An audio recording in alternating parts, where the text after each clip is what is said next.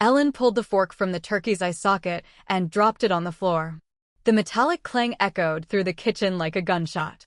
She didn't move, didn't bend down. She just stood there, staring at the letter that had just tumbled out of the old Christmas wreath. It was yellowed, folded in thirds, sealed with wax someone had carefully pried open with a knife. On the envelope, her name. Her husband's handwriting. But she'd never received it.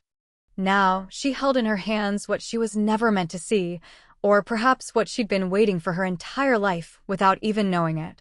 Behind her, glasses clinked, guests were already gathered in the living room. Her granddaughter giggled.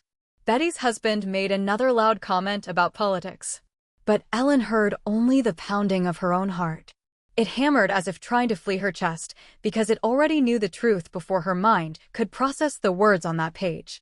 Margaret, if you're reading this, then Ellen has found out. Forgive me. I never meant to hurt her. But you are the only one who truly understood me. Margaret. Her own sister. The woman she'd considered her only anchor after their parents died. The woman who'd cried at her husband's funeral. The woman who'd lived under her roof for months after he died. The woman who'd buried her dreams, her child, her entire life, with nothing but a smile. Slowly, Ellen refolded the letter and slipped it into her apron pocket. She didn't cry, didn't curse. She simply picked the fork up off the floor, wiped it on a towel, and plunged it back into the turkey. Then she smiled wider than usual. Let them all think she was in a good mood. Because she'd already begun planning her revenge. 42 years. 42 years had passed since David died. Suddenly, his heart just stopped. He was only 33. Their daughter was just 2. Ellen hadn't just lost a husband that day.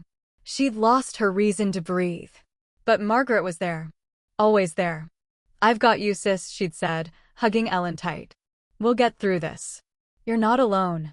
And Ellen had believed her. She'd given Margaret house keys to help with the baby, invited her to every holiday, supported her through her own marital troubles, shared money, time, tears. She never noticed how Margaret stopped being a guest and became a shadow slowly replacing the light. Only now, holding that letter, did Ellen remember that morning, just a week before David died. He'd been nervous, quiet. Then he'd hugged her and whispered, "Forgive me if I ever let you down."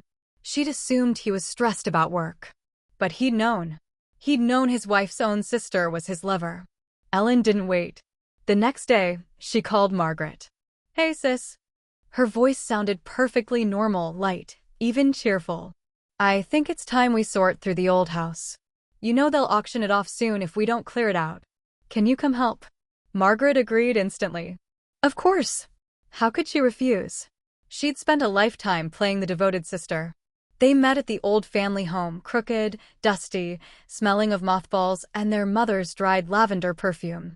Sunlight streamed through grimy windows, illuminating dust motes above the piano. "Oh, look." Margaret pulled a photo box from the closet. "Remember how we hid here from Dad when he was angry?" Ellen nodded, but one line from the letter echoed in her mind. "You were the only one who truly understood me." "You know," Ellen said casually, "I found an old letter from David yesterday." Margaret froze for just a second. Then she laughed. "What about? He wrote you every day when he was traveling." "This wasn't that kind of letter," Ellen said softly. "It was addressed to you." The silence in the house thickened like tar. Margaret set the box down. Her face paled, but she didn't cry. Didn't apologize. She just looked at her sister straight, unafraid. "You would have lost him anyway," she said. "He was suffocating next to you. You were too perfect, too honest, too real. He needed mystery. Want the truth? He came to me first." Ellen hadn't expected this confession. She'd thought Margaret would lie, beg, fall to her knees. But Margaret stood like a queen caught in treason, unrepentant. "He's gone," Ellen said. "And you kept living, playing the saint." "I was a saint." Margaret snapped. "I raised your daughter like my own. I held your child when you were passed out in bed staring at the ceiling. Who was there when you fell apart?" "Me." "You did it out of guilt," Ellen said. "Or fear I'd find out. Or love," Margaret whispered. "You'll never understand." Ellen drove home. But she didn't cry, didn't rage. She thought, revenge isn't screaming. It isn't violence. It isn't courtrooms. Revenge is holding up a mirror so your enemy sees the monster they've become. She knew Margaret feared only one thing, losing control over the family. Especially over Ellen's daughter, Lisa, now 44. Lisa had always seen Margaret as a second mother, maybe even more than her real one. So Ellen made her choice. She wouldn't destroy. She would rebuild. Slowly. Precisely. Like a gardener tending a poisonous flower until it blooms. Her first move was a Sunday dinner invitation. Just Lisa, her kids, and Margaret. "I want us to be a family again," Ellen said over the phone. "No past. Just love." Margaret arrived in a silk dress, orchids in hand, smiling like the fairy godmother she always played. But Ellen changed one thing. She pulled out the old photo album, the one with David. And now every story included new details no one had ever heard. "He adored you, Lisa," Ellen said, stroking a photo of her toddler in David's arms. "He kissed your feet every morning. Said, if you grow up half as strong as your mom, I'll die happy." Lisa smiled, but confusion flickered in her eyes. "What about Aunt Margaret?" "Aunt Margaret," Ellen said gently, "was like an angel to us. But I never told you, your dad once confessed he felt like a stranger in our home. He wanted something deeper. And he didn't know how to ask for it." Lisa fell silent. But her fingers gripped the tablecloth. Ellen kept going. Every week, another dinner. Another story. Another shard of truth. "Remember that bracelet he gave you for your 16th birthday?" she asked one evening. "He saved for 6 months. Then gave it to Aunt Margaret for Mother's Day, said she deserved it more." Margaret tried to interrupt, but Ellen moved on. "He called her every night when he traveled. Said he missed her. I thought he meant me." Each word a needle in Lisa's heart. Each sentence a brick in the wall between her and her aunt. Margaret tried to explain. Called Lisa. Wrote letters.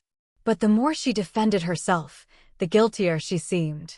Then she made her mistake. She showed up at Ellen's house at night unannounced. "You're playing with me," she whispered, trembling. "You're taking the last thing I have." "You took my husband," Ellen said calmly. "My daughter. My right to the truth. I'm just taking it back." "You can't prove anything. A letter is just words." "Who said I need to prove it?" Ellen smiled. "I just need Lisa to believe. And she already does." Margaret left. For the first time in her life, empty-handed. A month passed. Lisa stopped calling her aunt. Stopped inviting her to holidays. Didn't even include her in her son's birthday. Margaret wrote a long letter. "I loved you like my own. I saved your mother from madness." Lisa replied in one sentence. "You didn't love me. You loved control." Ellen read that message and cried. Not from pain. From freedom. She was no longer the woman who stayed silent for 40 years. She'd restored more than justice. She'd reclaimed her daughter. One morning, Ellen got a call. "Margaret's in the hospital," the nurse said. "Stroke. Will you come?" Ellen paused. "Yes," she said. "Of course." She arrived. Margaret lay in bed, right side paralyzed, mouth twisted. Her eyes full of tears. She tried to speak. Only managed, "PR. Sorry," Ellen asked. "Or truth?" Margaret blinked. A tear rolled down her cheek. Ellen took her hand. It trembled. "You know," Ellen said, "I thought revenge would bring peace. But it only brought clarity. You always needed to be at the center. And now you are alone in a hospital bed, weak, forgotten." She paused. "I won't pray for you. But I won't forget you. Because you taught me this. Family isn't a promise of love. And revenge isn't always loud. Sometimes, it's as quiet as a conscience's last breath." She kissed Margaret's forehead and walked out. A year later, Ellen sat on the porch with Lisa and the grandchildren. Tea. Pie. Sunlight. "Mom," Lisa asked, "do you ever regret it?" "Regret what?" "How it all ended." Ellen looked at the trees, the children, the sky. "I regret believing the fairy tale. But I'm glad I woke up. Truth, that's real love. Even when it comes too late." She lifted her teacup. Warm. Bitterless. And for the first time in 40 years, she was home.